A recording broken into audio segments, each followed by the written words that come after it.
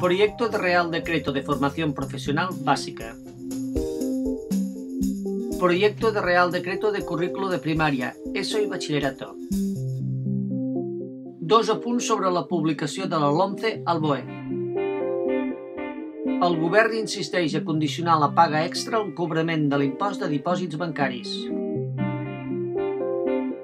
Comentaris d'ESPEC SPS sobre el decret de plantilles enviats a la consellera d'Ensenyament. Publicada al BOE la LOMCE. MUFACE, Concierto 2014 con entidades de seguro de asistencia sanitaria. Los nuevos docentes deberán pasar un periodo de prueba selectivo.